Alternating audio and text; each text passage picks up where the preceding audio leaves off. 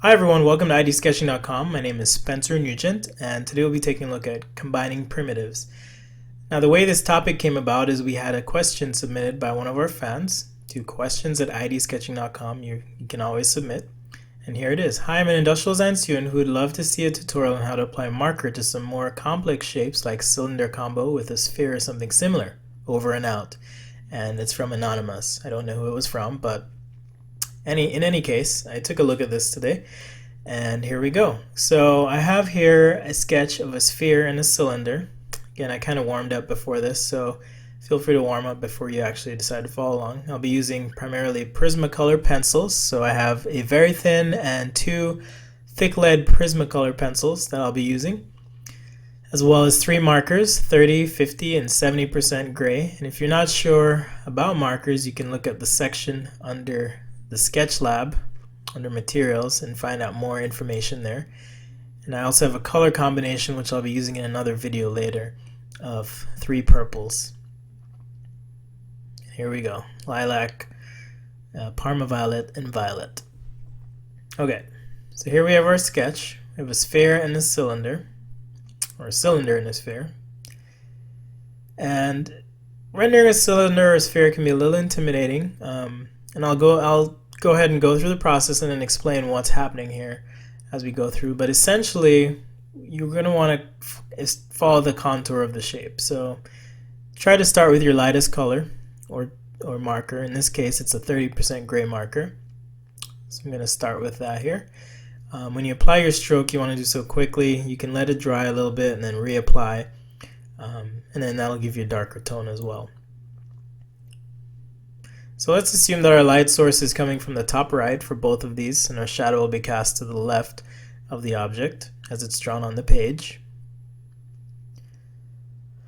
Now with the sphere, the trick is going to be applying the marker in a way such that it follows the shape that I've drawn on the page. Now you notice I'm putting the chisel tip as close as I can to that line that I've sketched, and I'm following that as I go around. And if I want to get a little precise, I may mark in a little section and then shade that in as well. But I'm trying as best as I can to follow the shape of the sphere as I go around using my chisel tip of my marker. Again, if you're not too familiar with markers, you can take a look at the section on our website or just search for markers and you'll see a few videos pop up as well about proper marker technique and information about what markers to get. Okay. So the assumption here that we're going to make is that the highlight is going to be at the top right, because that's as the light passes the sphere and moves away, it's going to cast a shadow and create a shadow core. And again, I'll explain this a little bit here. But the shadow core will be something like this, right around this rough area of the sphere.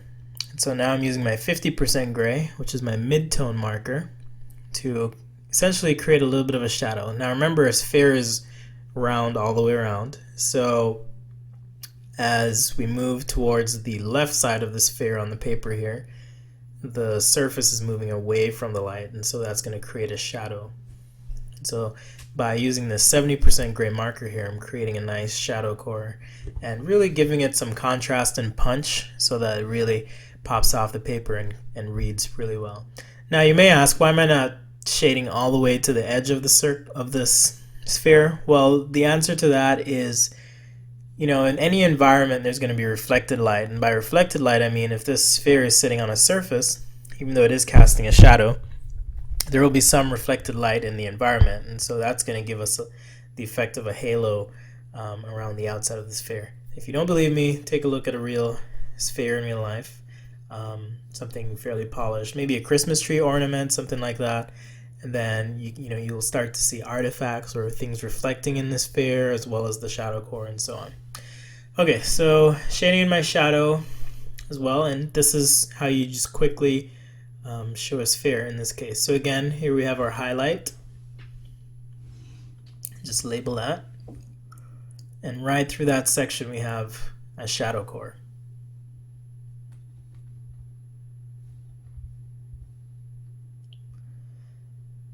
And the nice thing with using a pencil when you use marker is you can put the pencil on the side and punch the shadow core if you need to. Contrast is really going to be important if you're trying to communicate depth in a two-dimensional medium, as we are with this marker paper and pencil. And I may also punch the outline of the object as well to create some contrast there. So that's how I shaped my sphere essentially.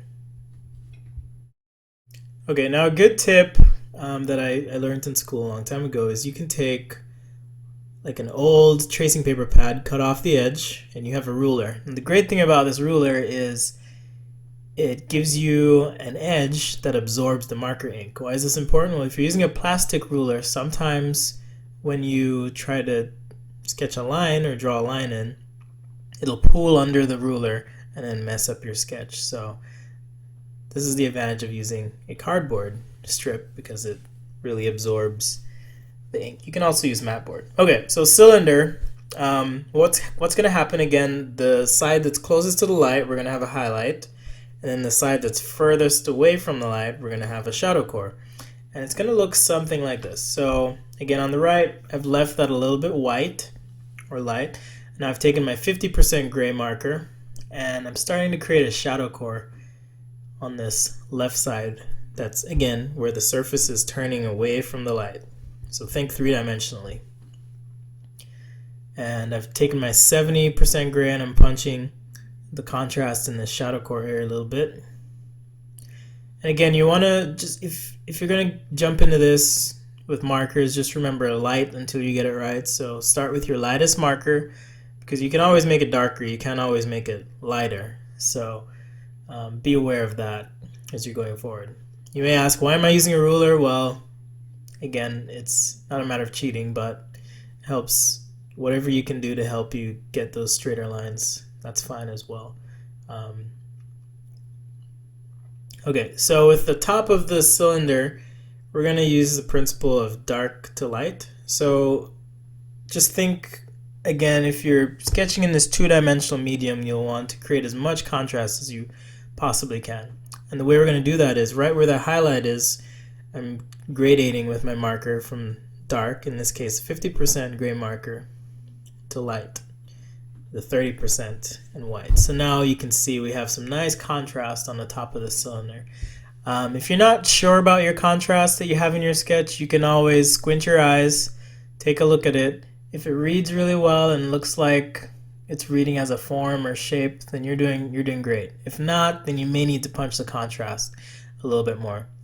Now with some marker papers as well, you may notice that after you put the marker down, your paper may absorb the marker, and what you thought was high contrast before actually looks pretty flat. That's because the paper is absorbing the marker ink and it's drying.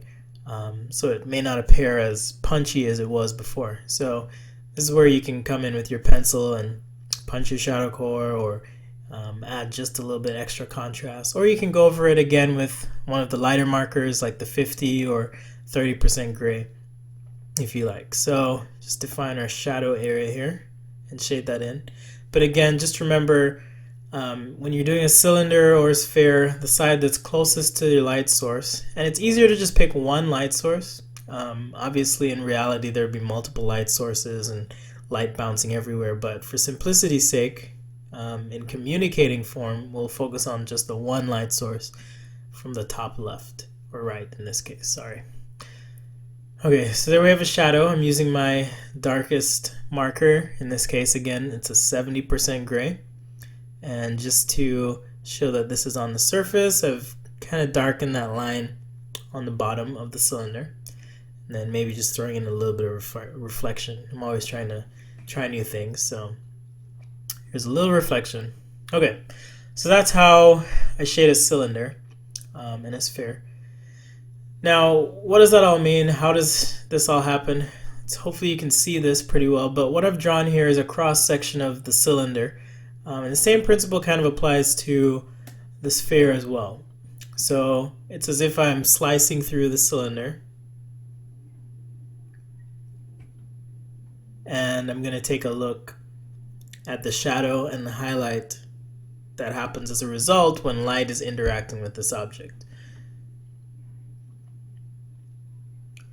So we have our light, in this case, coming from if we're looking at the top of the cylinder, top down now, we have the light coming from the front and a little bit to the left.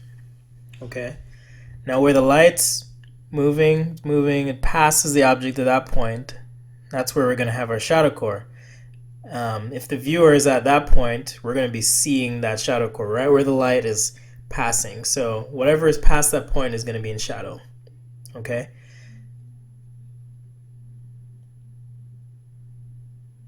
And the same thing happens with the highlight. At the center of where the light's going to be hitting this cylinder, we have a highlight. It's a point of the maximum brightness as the light is reflecting back at us as we're observing this cylinder.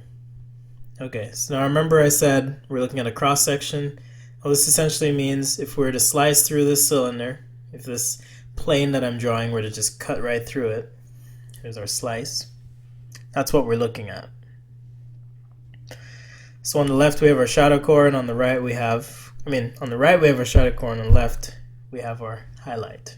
So I've drawn a couple objects here, and I'm just going to show you how I would shade these objects. And the same principle applies whether you're horizontal or vertical, so I'll just do one of these here, but you can draw multiples for practice. So I'm going to assume that my light source is coming from the top left in this case.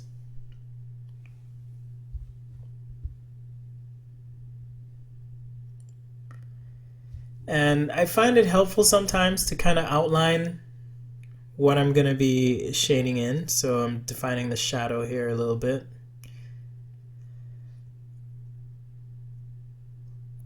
Just the overall shape of this combination.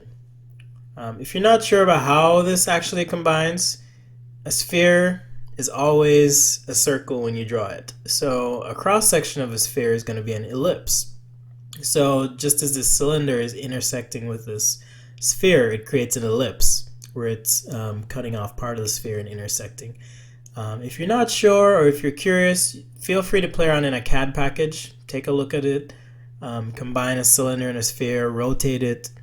If that's not enough, you can take an old toilet paper roll, put it up against a ball, and then take a look at how that actually looks and connects. Okay, so the important part here, remember we talked about the sphere. Whenever we shade it, we want to kind of follow the contour. So we're going to do something a little different here.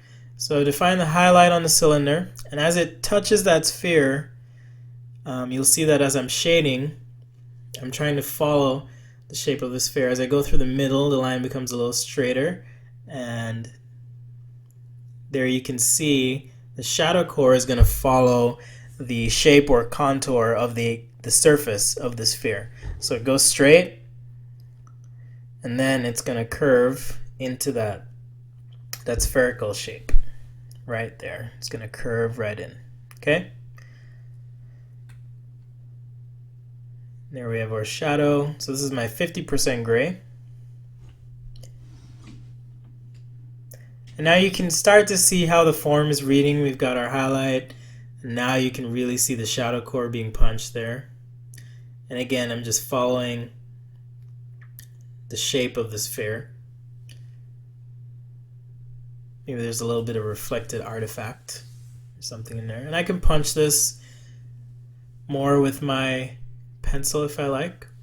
Now I'm not really covering materials here so much, but I'm assuming that this combination is somewhat shiny. If it were matte, we'd have more of an even gradation, but since it's shinier, we have more of a striped gradation. So as you can see, the highlight goes straight and then curves into that sphere, or the shadow core. And the same thing will happen with the highlight, straight and then curve into the sphere.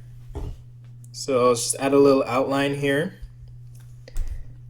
to this combination. We can touch it up with our pencil. I like to draw center lines through things as well. Now if you're having trouble with your ellipses, you can always, again, go to the site, search for ellipse, and there are a couple articles and pages that talk about how to draw proper ellipses. So if you're having trouble, just remember that the major axis is going to be 90 degrees to the minor axis. And that minor axis is going to be right on that line of perspective. Okay, so the same, like I said, the same thing applies vertically as it does horizontally. So the same principle applies. So you can take this, sketch a couple combinations, play around. You can do a cone and a sphere and so on. And just play with these combinations, shade them up, and see what you come up with. Or if you're feeling up to doing some CAD, you can build some things out in your favorite CAD program, take a look at them, spin them around, draw them from observation, and then try and render them with your marker. Well, this completes part 1 of my tutorial on combining primitives. If you're trying to sketch something more complex, you'll see where this comes in handy, and the next part of this demonstration will go through just a sketch process of combining and thinking about a more complex object in simpler terms. So let's add a little shadow here. And this is just a simple drop shadow to help ground this on the page as well. And just a reminder, if you have any questions, email them, questions@idsketching.com. Thank you.